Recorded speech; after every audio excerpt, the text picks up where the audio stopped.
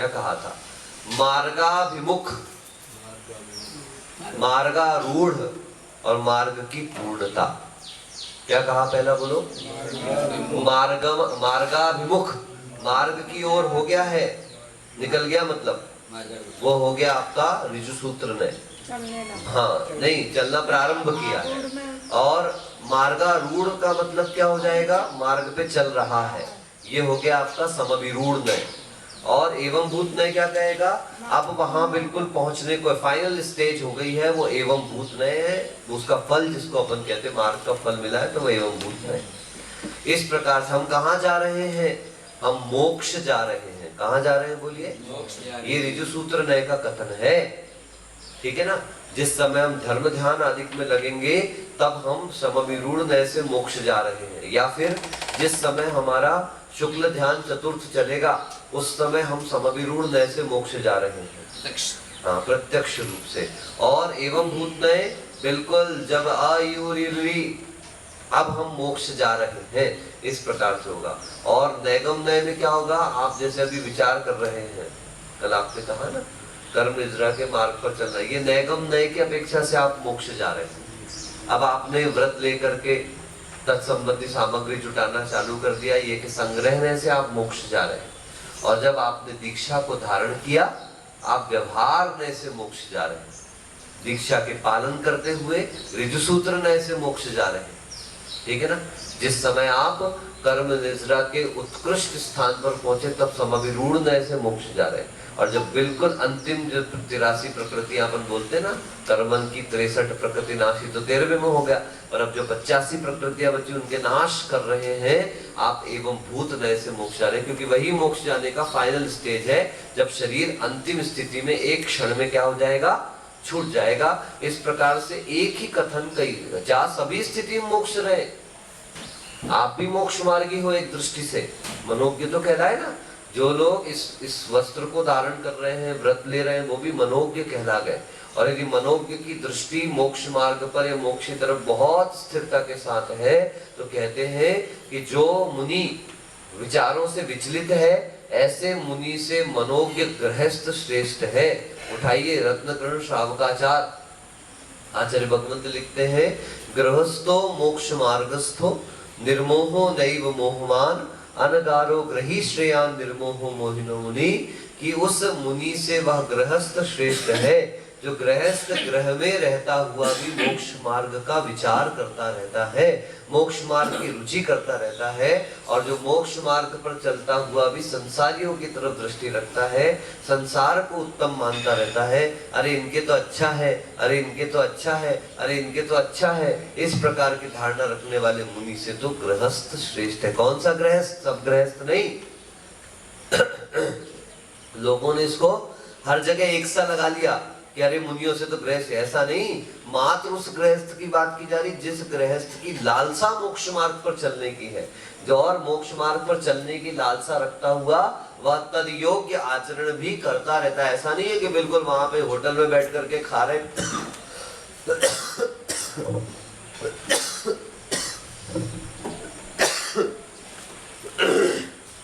Hotel में बैठ के खा रहे पी रहे हैं, और खाते पीते हुए भी वो क्या विचार कर रहे हैं? अरे मेरे को तो मोक्ष मार्ग पे कल चलना है। इस प्रकार की धारणा रखने वाले गृहस्थ की यहाँ पर बात नहीं है।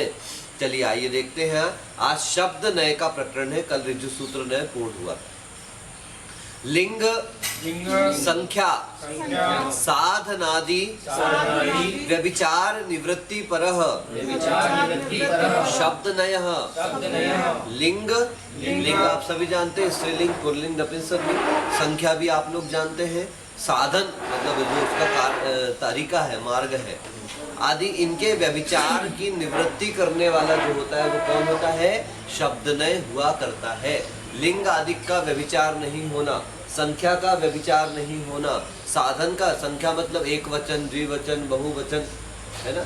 जैसे वहाँ पे एक माता जी नहीं अपने साथ अभी वो हर बात में से कई बार नहीं मैं तो खाऊंगा, मैं तो उठूंगा, मैं तो बोलूंगा, ये गलत बात है। आप जिस लिंग को धारण करने वाले हो, जब तक व्यवहार में प्रवृत्ति है तब तक आपको उस लिंग को विस्मृत, सामायिक में भूल जाओ आपका कौन सा लिंग है। लेकिन व्यवहार में इस प्रवृत्ति को आपको राग द्वेष के लिए तो नहीं, किंतु ध्यान रख के चलना चाहिए। जो पुल्लिंग को धारण करने वाले स्त्रीलिंगवत आचरण करे, स्त्रीलिंग शब्दों का प्रयोग करे, तो उनको नपुंसक वेद का बंध होता है। कौन से वेद का बंध होता है?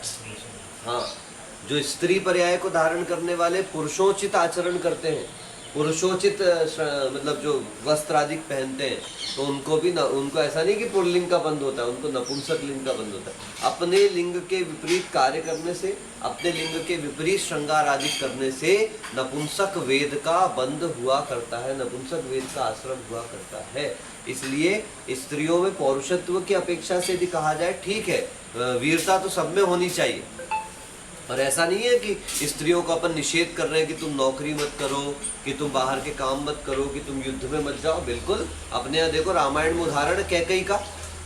कैकई ने दशरथ को विजय दिलाई, तभी तो कैकई को उसने वादा किया था, हाँ, तभी तो वरदान दिया था कि तुम एक मांग कर सकती हो, एक वरदान मांग सकती हो, एक वादा मैं पूरा करूंगा। इस प्रकार से उस समय कैकई को उन्होंने इस प्रकार का प्रॉमिस किया था। तो इसका अर्थ ये नहीं है कि हमारे यहाँ कोई स्त्रियों को, देखो ऋषभनाथ भगवान ने सबसे पहले अपनी बच्चियों में चाहते तो वो किसी और को भी दे सकते थे, लेकिन उन्होंने अंक विद्या और लिपि विद्या का ज्ञान किसको दिया? ब्राह्मणी और सुंदरी को दिया। लेकिन उनकी बच्चियां जो आज की बच्चियों जैसी नहीं थी कि आज की बच्चियों को पढ़ने भेजो तो पढ़ाई कम करती है, भगाई ज्यादा हो रही है, ठीक है ना, इधर उधर के काम ज्यादा हो जाते हैं। ब्राह्मी सुंदरी ने तो माता पिता का सिर कहीं ना झुकने पाए।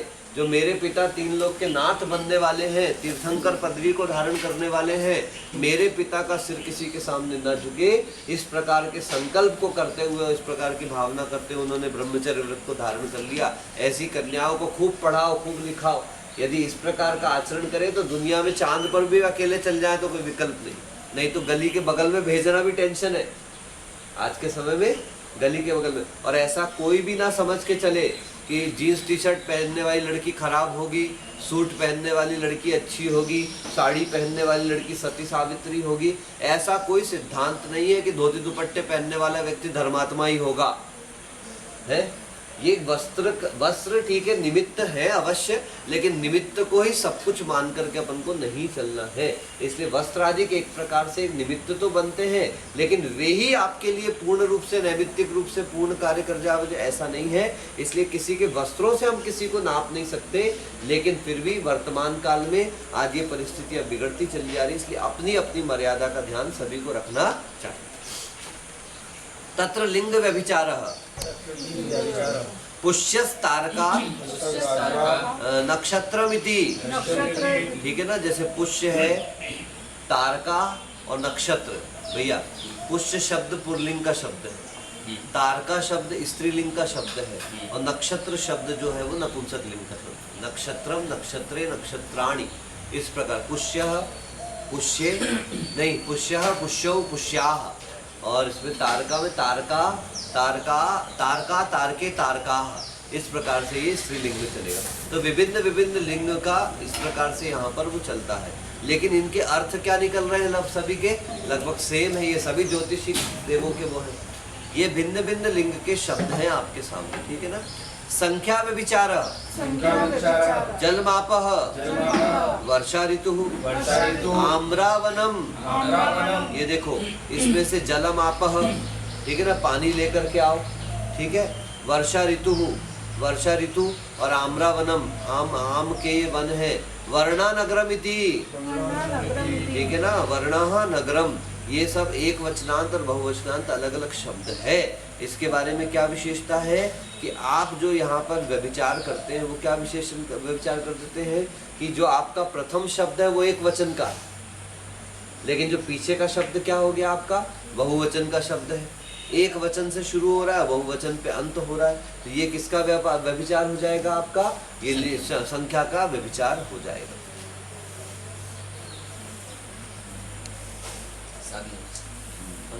साधन व्यभिचारः, सेना पर्वतम अधिवसति, सेना पर्वत पर है, ठीक है ना। ये साधन का व्यभिचार हो गया। सेना का पर्वत से कोई लेना देना नहीं है, एक्चुअली देखा जाए तो। सेना का संबंध शस्त्रों से है, विरोधियों से है, पर्वत से उसका कोई लेना देना नहीं है। तो साधन यहाँ पर पर्वत, लेकिन पर्वत पर चढ़ने से सेना पर विजय प्राप्त करना बहुत कठिन हो जाता है। जैसे केसरिया वेसरिया में भी लड़ाई झगड़े नहीं हुए, तो ये सब लोग आदिवासी कहाँ चढ़ गए, पूरे के पूरे पहाड़ पे जाके चढ़ गए, पहाड़ पे छुप गए। ये तो क्यों, अभी चीन ने जो हमला किया, जो कुछ भी किया, तो उसने क्या किया, वहाँ की पहाड़ियाँ घाटियाँ बड़ी दुर्गम घाटियाँ, अपन सोचो भैया वहाँ पर सिर्फ सरवाइव करना कितना कठिन काम है। अपन तो यहाँ बहुत आनंद के साथ सारा जीवन व्यतीत करते हैं, यहाँ की पुलिस के लिए भी आसानी सब कुछ है, लेकिन सेना के वो टुकड़ियाँ जो कारगिल जैसी जगहों पर, लद्दाख लेह जैसी जगहों पर अपनी ड्यूटी दे रही है, आप सोचिए उनके लिए जीवन यापन करना, सरवाइव करना, जीवन को गुजारा करना, जीवन को बचा करके रखना कितना डिफिकल्ट काम है। इतनी इतनी परिस्थितियाँ बन जाती है भैया। जितने किले सब पहाड़ियों की हैं, हाँ, इसलिए किले सब पहाड़ों पे बनाए जाते हैं, क्योंकि उनको भेदना कठिन, क्योंकि चढ़े कैसे दुश्मन वहाँ पर, चढ़ कैसे, ऊपर से वार करना आसान रहता है, ऊपर से वार करना बहुत आसान है, पत्थर इकट्ठे कर कर करते थे, और अस्त्रों शस्त्रों की भी जरूरत नहीं, ऊपर से पत्थर। एक कोई फिल्म आई थी, मैं उसका नाम भूल रहा हूँ, स्मिता पाटिल की फिल्म थी, हमने बहुत जब घर में छोटे थे तब देखी थी फिल्म। तो वो लोग दुश्मनों पे हमला करने के लिए, औरतें मिर्ची होती ना, मिर्ची, उस मिर्ची का पूरा पाउडर तैयार करके रखती थी, पूरा मिर्ची का पाउडर तैयार करके रखती थी। तो जैसे ही गेट खोला, धड़ाधड़ मिर्चियाँ पूरी उनके ऊपर डाली, और फिर उसके बाद पत्थरों से उनका मतलब उनका वो कर दिया, संस्कार कर दिया पूरा का पूरा। अभी भी कहते हैं जो लोग वो सिखाते हैं लड़कियों को सेल्फ डिफेंस सीखना है ना, तो लड़कियों को हमेशा अपने पास पर्स में मिर्ची रखनी ही चाहिए। हाँ, बहुत अत्यावश्यक चीज होगी लड़कियों के लिए इस प्रकार के। कोई भी स्थिति परिस्थिति की एज की महिला हो, उसको अपने पास पर्स में, बैग में थोड़ी बहुत मिर्ची, इतना मौका तो उसको मिले कहीं ना कहीं से वो, और जैसे मोबाइल वाला पर्स होता है ना अपना, ऐसे पर्स में रखनी चाहिए, ऐसे वाले पर्सों में नहीं कि अलग बैग धरा हुआ है, ऐसा वाला नहीं, आप ये वाला रखिए। कौन सा वाला महाराज जी? कल से आप लोग इस प्लाई पे नहीं बैठना, यहाँ पर अभी फिलहाल जब तक यहाँ पर पाटों पे बैठना, जीव बहुत हो रहे हैं, चढ़ रहे हैं, सब परेशान कर रहे हैं, इसलिए बड़े वाले पाटों पे यहाँ पे बैठिए, ये वाले पाटों पे, ठीक है। और आप लोग प्लाई पे बैठ जाएंगे, नीचे पे बहुत स्थिति खराब है इसकी, यहाँ चीटियाँ बहुत, काली चीटियाँ बहुत, काली चीटियाँ तो चल जाती है, पर दूसरे कीड़े भी बहुत। तो मैं क्या कह रहा था, तो लड़कियों को सेल्फ डिफेंस के लिए अबला बन करके, मतलब इस तरीके से जीने से कोई फायदा नहीं है उनको। ठीक है, बिल्कुल आप अपनी संस्कृति मर्यादा का भी पालन करिए, और उसके साथ साथ थोड़े से दमदार रहिए। मुझे भी शुभम ने एक वीडियो दिखाया था, मेट्रो ट्रेन में बॉम्बे में कोई लड़की सफ़र कर रही है, तो लड़का लड़की बिल्कुल आसपास होकर खड़े हुए, और एक पुरानी उम्र की महिला जो है, ये राजस्थानी जो होते हैं ना इधर के, बीकानेर साइड के, तो वो भी ट्रेन में ट्रेवल कर रही है। तो वहाँ तो बैठने की जगह कम रहती है लोकल ट्रेनों में, जो मुंबई वाली ट्रेन मेट्रो चलती है उसमें, तो वो भी खड़ी हुई है। तो उसको देख करके उस लड़की ने मात्र इतना बोल दिया, मतलब उसकी थोड़ी स्मेल आ रही होगी, तो क्या बोलती है कि ए दादी थोड़ा दूर खड़े हो करके। तो लड़का लड़की एकदम चिपक के खड़े होंगे, उनकी हरकतें भी अच्छी नहीं। उस औरत ने जो उतारा, बोले मेरे तो शरीर से बदबू आ रही, तेरे तो कैरेक्टर से बदबू आ रही है? खुद तो लड़के से चिपक के खड़ी है, लड़के के पास भी अकल नहीं, खुद तो अमिताभ बच्चन है और जया भादुड़ी लेके घूम रहा है। इतना सुनाया उसने, इतना सुनाया उसको कि आखिर वो अगले स्टेशन पे उतर ही गए, वो बिल्कुल उस ट्रेन के डब्बे से खिसक गए वहां से।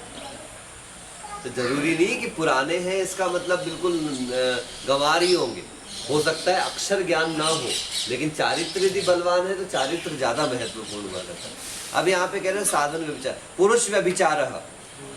अब देखो पुरुष व्यभिचार बता रहे, पुल्लिंग आदि का व्यभिचार आपको बता रहे हैं।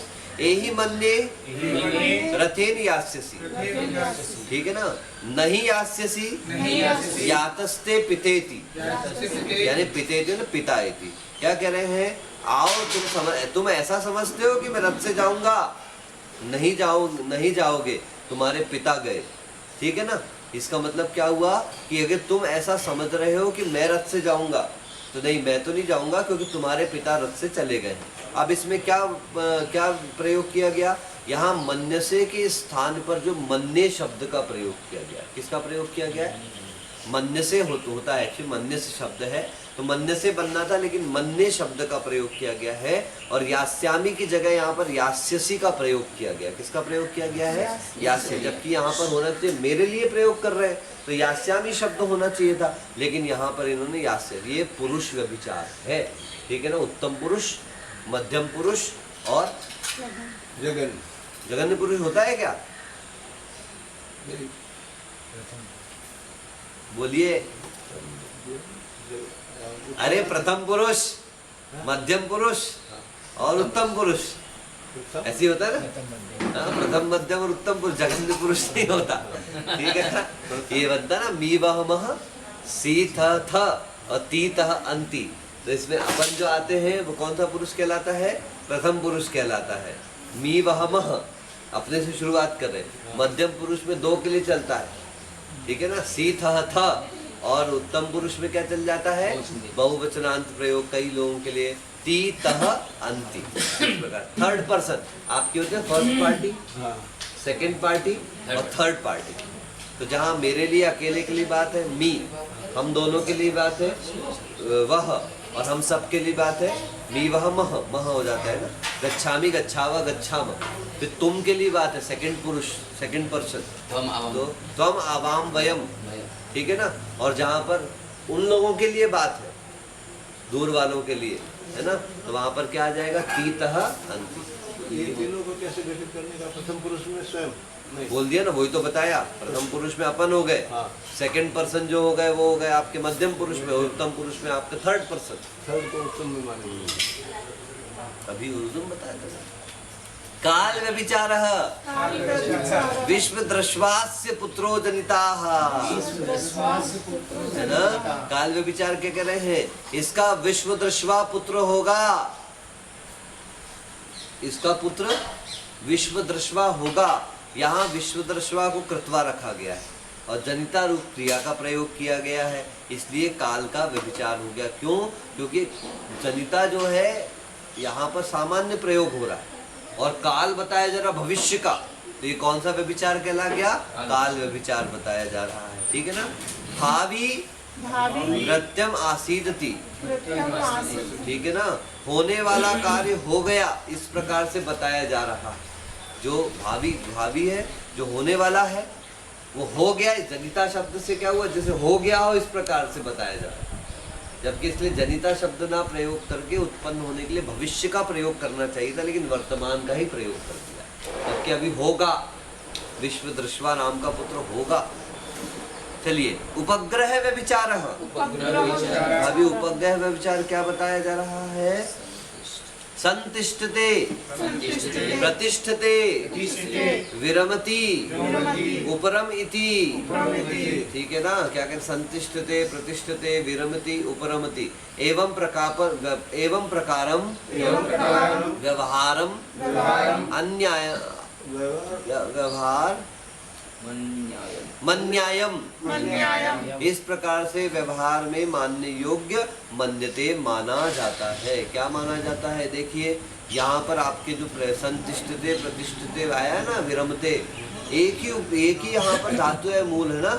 उसमें जैसे तिष्ठ धातु में समुपसर्ग भी लगाया, प्रउपसर्ग भी लगा दिया है। विरमति उपरमति में रम जो शब्द है उसमें विउपसर्ग भी लगाया, उपसर्ग लगाया। ऐसा करने पर इसका प्रयोग परिवर्तन हो जाता है। इसको उपग्रह व्यभिचार कहते हैं, ठीक है। उपग्रह का मतलब क्या हो गया कि इनके धातु एक आत्मनेपदी होती है, परस्मैपदी होती है, पर उपसर्गों के प्रयोग से कभी कभी आत्मनेपदी धातुओं का प्रयोग किसमें हो जाता है? परस्मैपदी में भी हो जाता है। जैसे रम धातु जो है वह आत्मनेपद की धातु है। किसकी धातु है?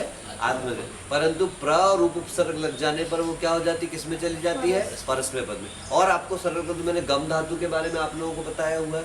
गम धातु का प्रयोग गच्छ के रूप में गमन अर्थ में होता है, मगर उसी में यदि उपसर्ग प्रत्यय लग जाए तो क्या हो जाता है? जाने के। कभी सुना है? नहीं सुना?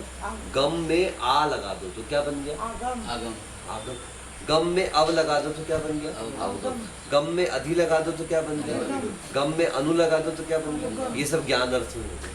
यानी गम धातु उपसर्ग से सहित होने पर ज्ञानार्थ प्रयोग होने लगती है। ये उपग्रह व्यभिचार हो गया। क्या व्यभिचार? अपन प्रयोग जरूर कर रहे लेकिन है तो व्यभिचार, क्योंकि गम धातु का प्रयोग कहाँ करना था? गमन अर्थ में करना था, लेकिन अपन किस में प्रयोग करने लगे? ज्ञान अर्थ में। तो बिना ज्ञान के गमन होने वाला, आप सोचो दीक्षा ले ली, बैठे बैठे कितने दिन निकालोगे? कितना समय निकालोगे? बैठे बैठे तो आप बोर हो जाओगे, ऊब जाओगे इससे, ठीक है ना। तो गमन अर्थ इसलिए बताया ज्ञान का कि भैया सुनिए, उस ज्ञान के प्रभाव से आपका गमन जो है वो बाहरी पदार्थों से हट करके आत्मा की ओर लगेगा, ठीक है ना। आइए आगे बढ़े। अन्यार्थस्य अन्यार्थेन संबंध अभावात। ठीक है ना। इसका मतलब क्या हो गया कि ऐसे प्रयोग हैं जो व्यवहार ने शब्द ने तो अनुचित मानता है उसको, लेकिन अन्य अर्थ में प्रयोग करने पर वह शब्द नए की अपेक्षा से हमारा फिट। ऐसे शब्द नए तो कह रहा है कि गलत है शब्द, ठीक है ना। लेकिन हम जब उसको ऐसे उपसर्ग प्रत्ययों के साथ प्रयोग करते हैं तो शब्द नए की विवक्षा के में भी फिट बैठ जाता है। ये शब्द नए कहलाता है। लोक समय विरोध इति चेत, लोक समय विरोध इति चेत। पर इससे तो लोक समय का मतलब व्याकरण शास्त्र का विरोध हो जाता है। तो कहते विरुद्धताम, होता है तो होवे। तत्वमिहे मीमांसते, यहाँ पर तो तत्व की मीमांसा की जा रही है। तत्व मीमांसा में यदि आपका व्याकरण गलत बैठता है तो बैठ जाए, हमें उसकी कोई चिंता नहीं है। न भेषजम आतुरेक्षानुवर्ती, जो व्यक्ति, भेषज का मतलब होता है औषधि और विषक मतलब होता वैद्य। ये औषधि और वैद्य जो है जिसकी औषधि की जा रही उसकी इच्छा की अनुवृत्ति नहीं करते। क्या अब आप कहो कि मेरे हिसाब से दवाई चलाओ, तो फिर दवाई चलाने का कोई मतलब नहीं है। बाबा जी ध्यान रखना अच्छे से, दवाई वैद्य के अनुसार चलती है, दवाई के अनुसार चलती है, आपके अनुसार नहीं चलती कि मुझे इससे ये होता है तो मैं इसको ऐसा लूँगा, मेरे को उससे वो होता है तो मैं उसको ऐसा लूँगा। जो दवाई मेरे दादाजी गृहस्थ अवस्था में जब मैं था तो वो वैद्य थे, तो उन्होंने कहा जिस दवाई को चाशनी से खाना उस दवाई को चाशनी से खाना, जिस दवाई को दूध से खाने बताया आयुर्वेद में उसको दूध से खाना, जिसको जूस से खाने का उसमें जूस में भी कुछ खट्टे जूस होते हैं अम्लीय, जैसे मौसम्बी का जूस ये अम्लीय जूस होता है, पाइनएप्पल आदि जो जूस है वो मीठे जूस होते हैं। तो जिसको अम्लीय जूस के साथ खाना उसको अम्लीय जूस के साथ खाना, और जिसको मीठे फल और रस के साथ खाना उसको मीठे फल रस के साथ खाना। नहीं, मेरे को इसके साथ ऐसा होता है, आपको कभी दवाई फायदा नहीं करने वाली। मैं तो ऐसा, तो आपको ये मैं शब्द जो है वो देखो नए की विवक्षा में भी आप देख रहे हो तो सब गलत हो रहा है। उन्होंने कहा मेरे को क्या सूट करता है वो महत्वपूर्ण नहीं है, किंतु वास्तविकता में मार्ग कैसा होना चाहिए वो महत्वपूर्ण है।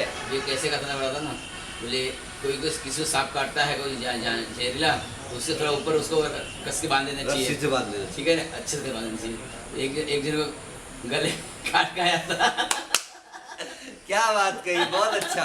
किसी ने कहा भैया ऐसा कहते हैं और ऐसा सही भी है कि आपको किसी को सांप ने काटा है, तो जिस जगह सांप ने काटा उसके थोड़े ऊपरी स्थान पे, ताकि जहर ऊपर ना फैले, खूब सुतली जो होती है उसको अच्छे टाइट तरीके से, सुतली क्या आपके पास जो उपलब्ध हो उस समय, तो किसी को गर्दन पे सांप ने काट खाया, कहीं मिल गया अनुकरण सागर जी का, तो मैंने आचार्य ने कहा था कि रस्सी ऊपर बांध देना था, अनुकरण सागर जी ली रस्सी और गले पे ऊपर बांध दी। सांप से मरे ना मरे, रस्सी से मर गया। इसको कहते हैं कि धजी का सांप क्या हो गया। इस प्रकार से धजी का सांप हो गया, ठीक है ना। चलिए बस इतना ही रखते, इसलिए ध्यान रखें इसको कोई अपने ऊपर कोई टॉन्ट के रूप में नहीं लेवे, लेकिन वास्तविकता यही है कि मेरी अनुकूलता के चक्कर में कहीं मैं आगम विरुद्ध ना चला जाऊं, मेरी अनुकूलता के चक्कर में आयुर्वेद से विरुद्ध न चल जाऊं। औषधि आदि से लेकर चारित्र का मार्ग ऐसा है महाराज कि आप समझिए मेरी अनुकूलता से सब कुछ नहीं चलने वाला। मुझे सही लगता है इसलिए वो सही है, क्योंकि वो अपन क्षयोपशम ज्ञानी है, अपन सर्वज्ञ नहीं कि मेरे समझने से सब सही हो जाएगा।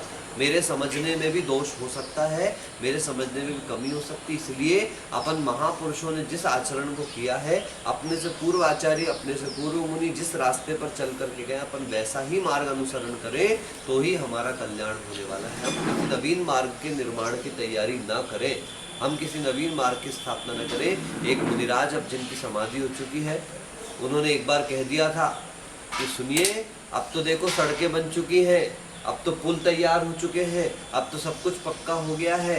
पहले तो पुल भर जाते थे, मार्गों में बहुत कीड़े मकोड़े सब हो जाते थे, इस कारण से पहले चातुर्मास करने की व्यवस्था हुआ करती थी, अब तो चातुर्मास करने की आवश्यकता नहीं। याद रखें, गलत कथन हो गया। आप कितने भी क्रांतिकारी रहो, लेकिन ऐसे शब्द कहने का अधिकार। आगम वाणी पंचम काल के अंत तक वही चर्या का पालन करने के लिए कहती है जो पंचम काल के प्रारंभ में थी। ऐसा नहीं काल के साथ मूलाचार का परिवर्तन कर दिया जाए, बिल्कुल मूलाचार परिवर्तन, आपके परिणाम बिगड़ रहे हैं वो आपकी प्रॉब्लम है, लेकिन मूलाचार परिवर्तनीय नहीं है। ठीक है, कुछ व्यवहारिक चीजों का परिवर्तन आधुनिक दृष्टि से किया जाता है। जैसे पहले सिगड़ी का भोजन किया जाता था, तो सिगड़ी में जो कोयला प्रयोग होता है वो सॉलिड पेट्रोलियम पेट्रोलियम का ही प्रोडक्ट है कोयला भी, और उसी से बना हुआ लिक्विड पेट्रोलियम होता है जो आपकी टंकियों में प्रयोग होता है गैस में। तो गैस का प्रयोग होने लगा। अब उसमें बहुत सारे संत समाज ऐसा मानते हैं कि वो टंकियाँ सभी घरों में जाती, मांसाहारियों की भी आती, तो उसके प्रयोग आप धातु को शुद्ध करने के प्रयोग बताए कि अग्नि गर्म करने से आपकी वो धातु शुद्ध होती है, तो आप बिल्कुल कर सकते हैं, कोई कठिन काम नहीं है। गैस का सिलेंडर घर पे आता है, उसको बाहर पर ही धोइए और धोने के बाद उसको घंटों के लिए धूप में रख दीजिए, अपने आप वो सिलेंडर जो है वो आपकी धातु शुद्ध मानेगी। इसके अलावा कुछ चीजें शक्यानुष्ठान मानी गई, ये जैसा सामर्थ्य हो वैसे ही कार्य करना चाहिए, इस प्रकार से आप उस शक्यता को स्वीकार करके चल सकते हैं। ठीक है ना, तो ऐसे बुद्धि विवेक का प्रयोग करके उन चीजों का ही परिवर्तन करें जो आगम से विरुद्ध ना जाता हो, जिससे योग्यता बनती हो। अयोग्य परिवर्तन आगम में करना हमारे लिए व्यभिचार कहलाएगा। चलिए इतना ही याद रखो। नमोस्तुत पौराणिक स्वाध्याय निष्ठापन क्रिया पूर्वाचारण भाव शुद्ध भक्ति कार्य। नमो अरिहंताणम, नमो सिद्धाणम, नमो आयरियाणम, नमो वज्रायणम, नमो लोये सव्यसाणम। चत्तारि मंगलम।